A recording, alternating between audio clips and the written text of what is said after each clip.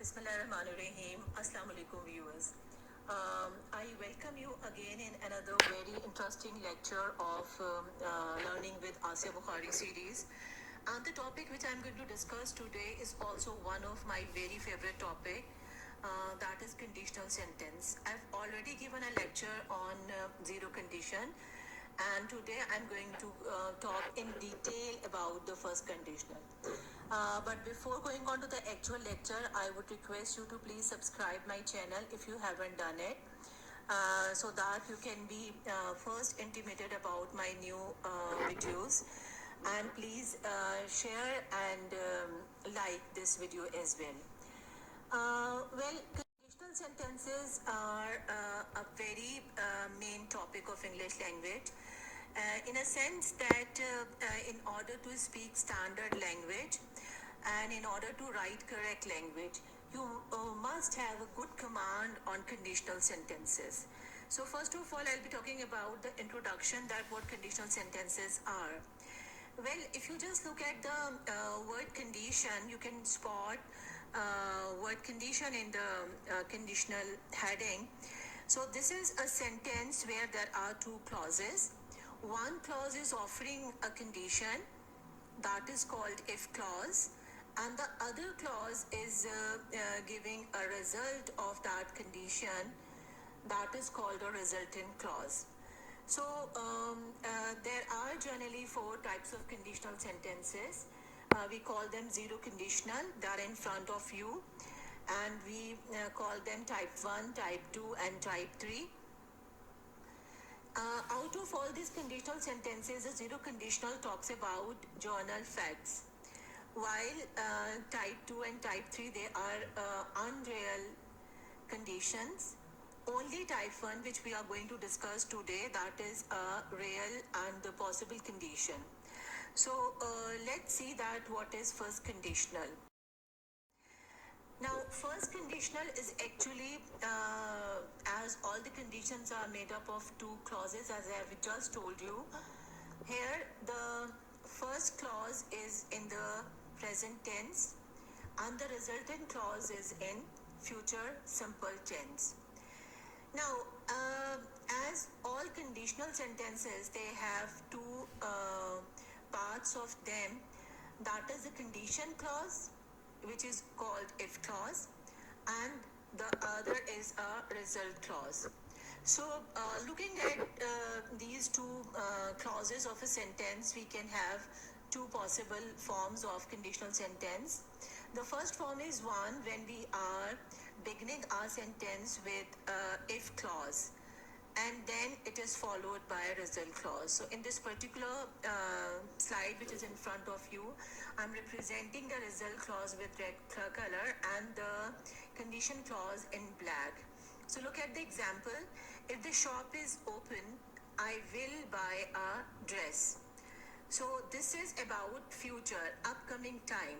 This time is not right now, it's going to happen in future. You are planning, you think that if it is open, so you will be buying a dress. So since it is about future, that is why it can come true. Now, in this form of the conditional sentence, when the condition clause is in the beginning and the resultant clause comes afterward, there will always be a comma placed after the conditional clause. Look at the other form of the sentence. Here the sentence begins with a result and followed by the condition clause. Now, same example I'm going to discuss for your understanding. I will buy a dress. I haven't changed the structure. The result clause will be in future. It will remain in future whether it comes in the beginning. And the condition clause will remain in present for first conditional, whether it comes in the beginning or it comes at the end. So look at the example, I will buy a dress if the shop is open. The meaning is same. It's only the shift of the position which does not alter the meaning at all. Remember one more difference, that when you are writing the resultant clause in the beginning and condition clause afterward, there won't be any comma at all. But in first form, when the opening sentence is a condition sentence, you are going to place a comma. So this is a very important punctuation rule. I'm sure you will keep this rule in mind. So this condition, if this condition is true, so we will be getting this result, that if you see the shop is open, then definitely you are going to buy a dress. This is a true condition because it is based on future. Now let's have a look on the structure in detail. As I have just told you that conditional sentences, they have two clauses. One is a if clause and the other is a main clause. The if clause in first conditional is always written in present simple for the basic structure. There are some alterations to this structure that we will be definitely discussing in this video later on. So don't skip this video and watch this in detail, because you are going to have a complete and thorough grasp on this subject after watching this. So if clause for the basic structure is always written in present simple, which we call present indefinite, and the main clause, that is the result clause, will always be in will followed by infinitive form of the verb, that is the first form of the verb. And as I just told you that if clause is the beginning clause, you are going to place a comma, and which main clause will come afterwards. Look at this example. If it rains, we will stay indoor. But although the form of the tense is present here, if it rains, but actually we are talking about future. So here both clauses, they give the sense of meaning. Conditional clauses can also be turned into negative, and question can also be formed. Look at this example. If I study, I will pass my exam. Positive sentence. You can convert both of the clauses negative or any one of the clause negative according to your requirement. If I don't study, I won't pass my exam. So both of the clauses are negative. And here I have made a question of it. If I study, I will pass my exam. So this is a question, and look at this, that here the resultant clause is converted into a question. Remember that whenever you are forming a question, always the resultant clause will convert into a question. And remember that you can switch the position. Okay, look at the example. If I miss the bus, if I will miss the bus, I will take the train. This is a very common mistake made by English learners, that looking at the meaning of the sentence, thinking that both the clauses, they are talking about future, they make both clauses in future.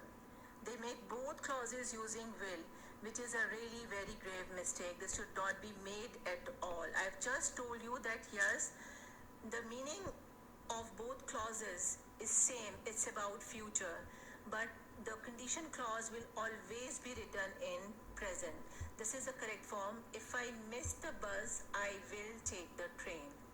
So remember, never make this mistake. Now we are going to discuss that where are we actually going to use these conditional sentences, and I assure you that if you just practice these conditional sentences with me, and if you just keep these examples in your mind, so definitely you are going to have a very good and thorough understanding of this topic. So we can use the first conditional to talk about prediction. I'm going to discuss them one by one, and I'm going to give you ample examples so that you are not having any confusion in understanding it. Superstitions can also be talked in using conditional sentences. We can talk about future plans. We can give warnings and threats. We can offer something, or we can suggest as well. And promises can also be given in this structure. So as these all things are real, that is why the conditional sentence is also called the future real condition. Remember this thing, and I'm repeating it over and again, that this is the only condition which is always real. And why other conditionals are not real, that I will discuss in a separate video. So first of all, I will be talking about predictions. Now, what is a prediction? Prediction, we often talk talk about weather prediction, weather condition, this is something that when we are talking about that what you think will happen in the future. So definitely when we are talking about future, then the first conditional is the right structure to use. If you stay too long in the rain, you will be sick. So the highlighted part is giving the prediction that this will happen, that you will get sick. So this is a prediction and we are making this prediction using first conditional. He will buy a new house if he wins a lottery. So did you notice that the condition clause has come afterwards, but result clause is showing us that what will happen if a new house is, if a lottery is won. She will be late if the train is delayed. So this is a result clause in the beginning and the condition clause is later on.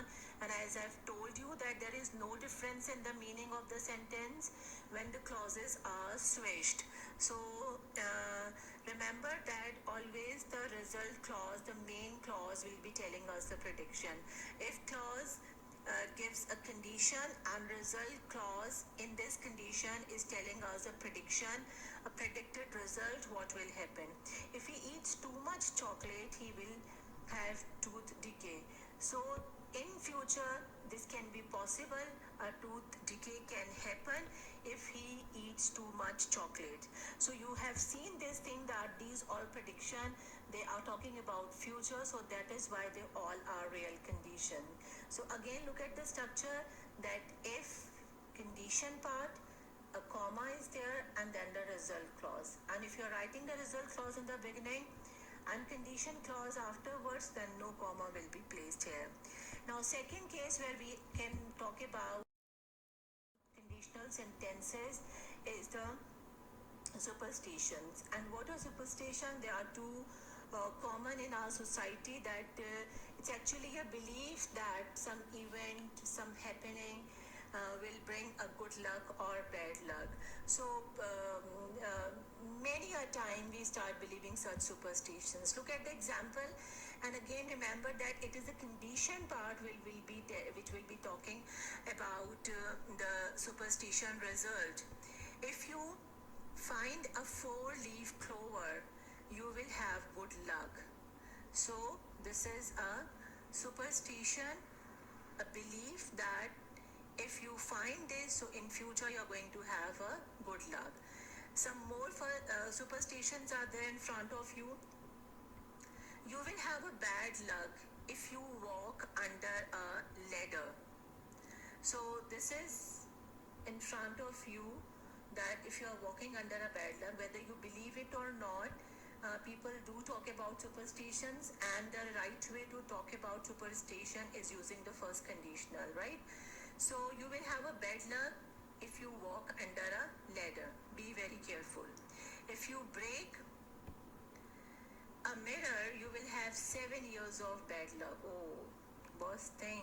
So please don't break a mirror. So I'm just joking. Superstitions are actually beliefs, and looking at some event, we can predict that what might happen to us. And first conditional structure, that is present simple, and future simple is used to talk about the structure. We can talk about future plans using this first condition. Look at the example. If you go out tomorrow, I will go with you. So you're planning to go with your friend. You're simply telling, if you go out tomorrow, I will go with you. Remember that here both the clauses, they have same meaning. They are giving the sense of future, but remember that the condition clause will be in present and the resultant clause will be in future simple.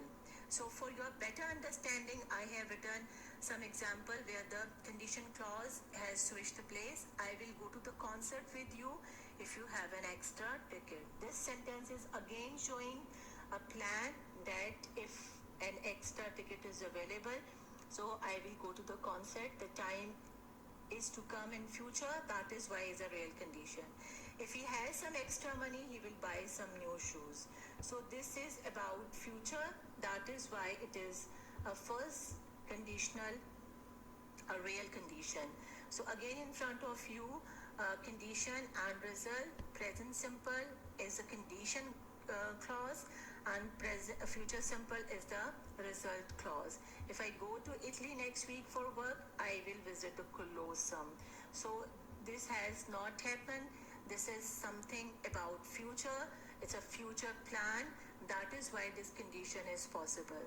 So if I have time tomorrow, I will help you. So tomorrow is to come, and it is possible that this result can be achieved. So we can talk about future plan using first conditional. And other very important use of first conditional is to give warnings and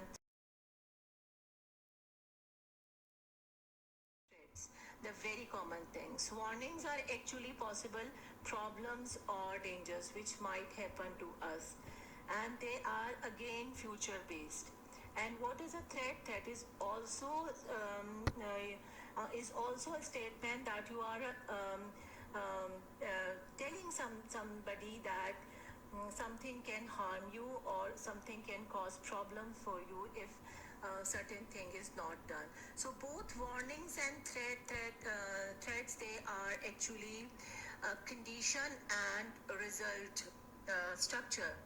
And as they are based on future, that is why they are written in first condition. Look at the example. If you don't come to my party, I will never speak to you again. This is something which we commonly say to our friends, and the structure is showing us, the sense is showing us that the party is to come, and the inviter, your friend, is telling you the consequences, warning you, threatening you that if you don't come to the party, then your friend is not going to talk to you. If she breaks the rule, she might be fined for it. So this is again condition. And look at this, that I have used might here. This is a modal verb which I am going to discuss in little later.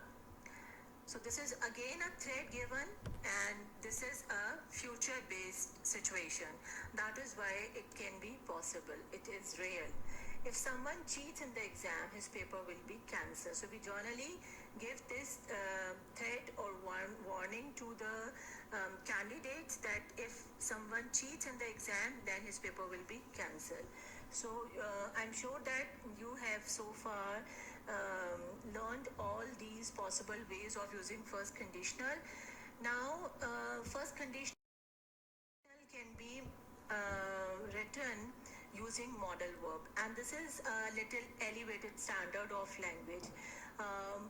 In standard language, we can replace the result clause with some suitable modal verb. Now, what are modal verbs? Modal verbs are these which are in front of you. You can see that some of the modal verbs are can, could, must, might, be, going to, etc. And they have actually a certain sense given to the sentence. I used to give certain sense to the sentence. They can give a sense of ability when we are using can. They can talk about some possibility when we say might or could, or they can talk about necessity when you say need or must, or they can be giving you some permission. So this is actually elevated standard of language using modal verbs and conditional. So if you gradually look at this videos, you'll find that gradually you are learning the things you have seen, that how the conditional sentence is used, and now we are looking at the modification of the resultant clause, that we can change the resultant clause according to the suitability using some right modal verb. So the first modal verb which I'm going to discuss is be going to. Now, be going to is a modal verb which gives a sense of future, and this is actually a substitute of future simple, but there is a little difference which I am going to discuss. Let's have a look on the example. If I see her, the first condition, conditional clause in present simple, I'm going to invite her to the party. So going to here is same as will, but there's a little difference that when we say going to with verbs first form, it's mean that you are rendering a stronger intention. That shows a plan thing than future simple. So it's mean that when you use future simple, there is less surety. But when you are using going to with verbs first form, then you are more sure. So there is stronger intention in it. There is good plan in it. If you don't study, you're going to fail in this test. So I'm sure that you have learned this change in the resultant clause. All the modal verbs which we are going to use in first conditional, they will be placed in the resultant clause. Remember this thing, you cannot use conditional clause, you cannot use these modal verb in the conditional clause. That is wrong.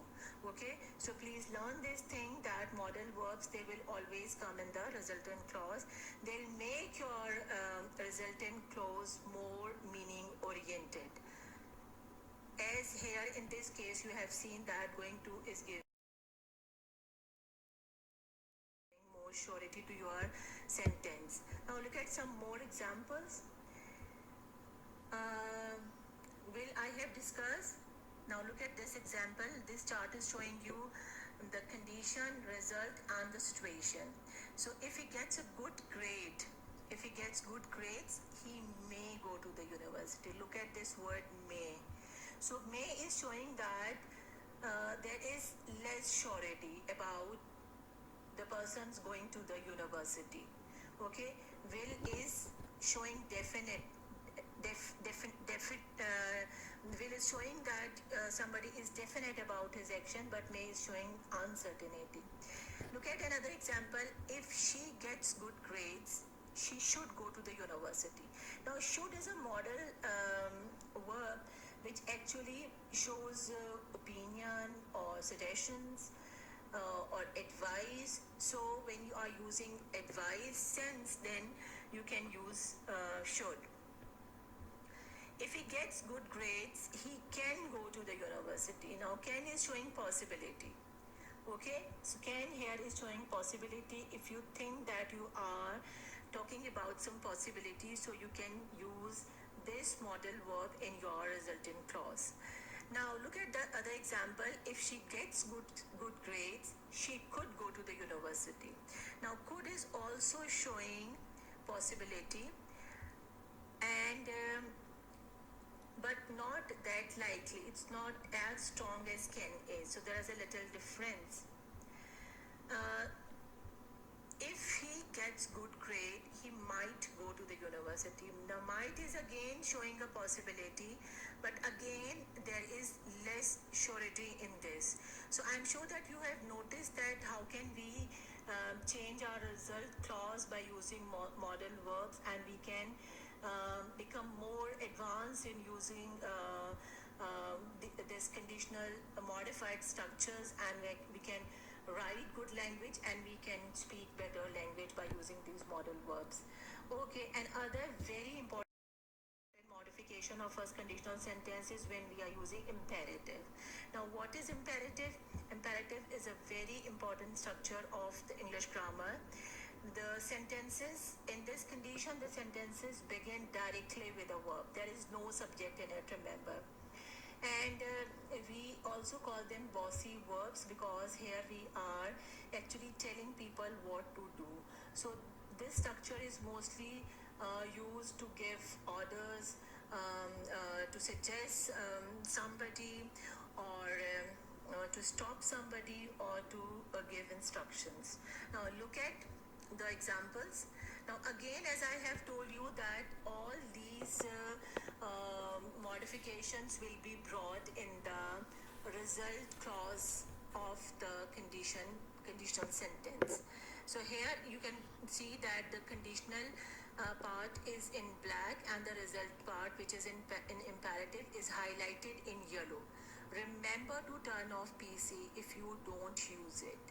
Okay, so look at this, that the result clause is beginning with an imperative sentence. There is no subject. If you don't use it, remember to turn off PC. You are instructing somebody. Okay, so when you are instructing somebody, you are going to use an imperative sentence at the place of your first clause result part. If someone calls me, tell them I'm not at home. Okay, this is not correct line. So, but look at this again, that the result clause is beginning with a verb, which is an imperative sentence.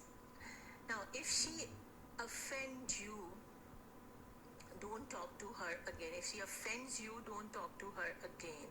So this is again an imperative sentence. So you can use imperative sentence at the place of your result clause. So I'm sure that you are enjoying it. Now we have talked a lot about the modification of resultant clause. Now we'll see that how a resultant clause can be turned into a question part. This is really something very important. Okay, so what will happen? If you don't have time, how will you do it? So you can put any type of question in the resulting clause. You can put a WH question, you can put a confirmative question. If it rains tomorrow, what will you do? Okay, so the result part is converted into a question. Remember that the condition part cannot come as a question, because you are asking you are asking by giving the condition. So that is why the result part is in the question thing. Can you please fill this form if you have time?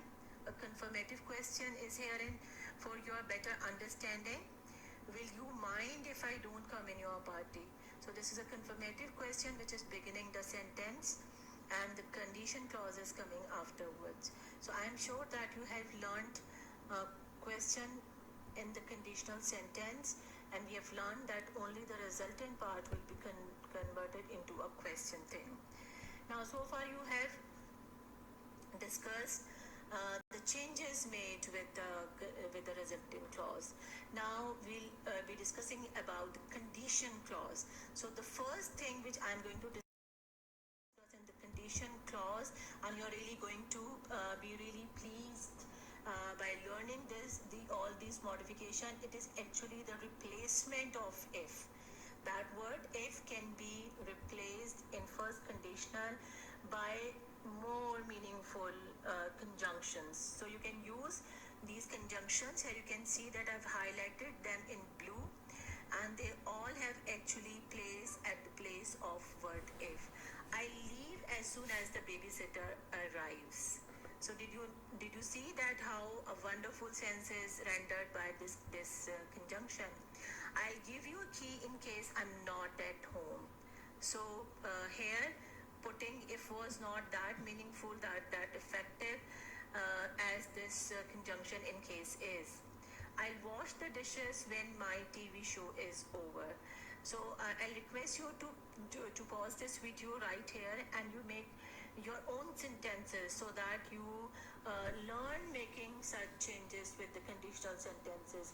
You practice them so well that you know that how can you bring changes in the basic structure of conditional sentence, and you can make it more meaningful, you can make it more better and more effective. So I'll wash the dishes when my TV show is over. So when is showing exactly that when this result can be achieved. I'll finish this report before I leave tonight. So I'm pretty sure that after watching today's video lecture, you will make many amendments in your lectures, in your speaking and in your writing. I'll sit outside until it gets dark. So until is showing that till certain time. Look at some more modification with word if. We can use unless at the place of if, and unless is a very important conjunction, and it's mean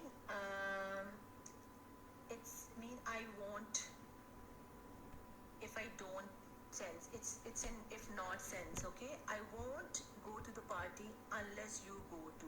So when you're placing word unless, you cannot make this clause negative. That will be wrong, because unless itself is negative. So we can use another condition, we can use another connective in case to replace if, and in case here will be giving the sense of because something might happen. I'll take an umbrella in case it rains. That if it rains, so looking at the future time, you are taking umbrella. I'll take an umbrella if it rains. Okay, you can use another very important conjunction, whether or not. Now, look at the example. I'll help him if he needs me. So this restricts your helping, that you are going to help the person if that person needs it. But look at the example when we are using whether or not. I'll help him whether or not he needs me.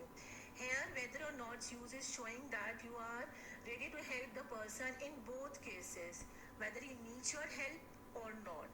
So I'm sure that this is how you're getting more flexibility in your meanings by changing this if into some other different conjunction. You can use even if as well. Even if you apologize, he will never forgive you. Okay, so this is a very strong conjunction which is showing you that this condition can never happen. You can use other conjunctions like as long as, provided, providing that, on condition that, only if. Look at the example. I'll tell you what really happened as long as, or only if you can keep the secret. Okay, so this is a condition. So in a very smarter way, you can use this conjunction and you can look better in your meaning. I'll lend you the money provided or on condition that you pay me back next month. So provided there is another very sophisticated conjunction which can be used at the place of if. So I'm sure that you are pretty enjoying this video and you are really learning a lot. Let's see a little more modification. Now these modifications which I'm going to discuss, they are the modification of the condition clause. First we have discussed the result clause modification, then we have talked about the replacement of if with some other suitable conjunction, and now we are going to talk about the condition clause that we can use some other tenses keeping the main structure intact, like remaining in the present. Like you can use if, you can use continuous tense also in condition clause. Look at the example. If he is planning a party, he should invite us. So did you notice that this part is in present continuous progressive tense? Where a quote, if you are going out in cold. So here the condition clause is in present progressive, in present continuous tense. Okay, so but look at one thing, that we are still in the present tense. We haven't changed our tense for the condition part. So being in present tense, we can write the condition clause in present perfect as well. Look at the example. When I have saved enough money, I will buy a house. But see to it that whether you are using progressive tense in conditional part or you are using present perfect tense in the conditional part, the sense will always remain the future. Remember this thing, okay? So sense will not change. You will feel better after you have taken this tea. So this is again showing us a condition which can come true, and the possible result is a future result. So I'm sure that you have learned these modification with the conditional clause, that you can write conditional clause in present simple. You can write conditional clause in present continuous. You can write this conditional part in present perfect. And your result clause, the basic structure is will. You can write here going to. You can use imperative. You can use modal as well. So this is a big summary of what we have discussed so far. In fact, we have discussed the replacement of if with some other suitable conjunction. So let's move on. Now I am with a small quiz with you, and it is this. So this is actually a little question sheet where you're going to put the correct verb form looking at the requirement. If the condition clause is in the beginning, you're going to make the part in present, and if the result clause is there, then you're going to put the things in future. So you can pause this video for a few minutes and you can just fill up the given things. You can speak them up and you can see that how correct you have been in doing it. There is another practice task for you for first conditional. Here the questions are given to you, 16 questions are given to you.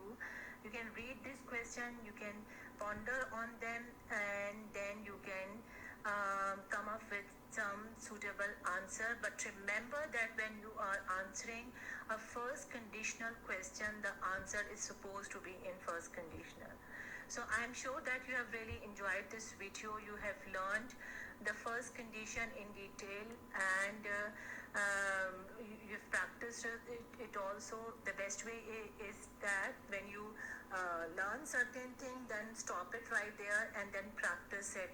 Make 1 or 2 sentences so that you learn it right there. Okay, so if you want to know about zero conditional, it's in my previous video. And if you have liked this video, so please subscribe my channel, and please give me good feedbacks in the form of your good comments. Stay blessed. Allah Hafiz.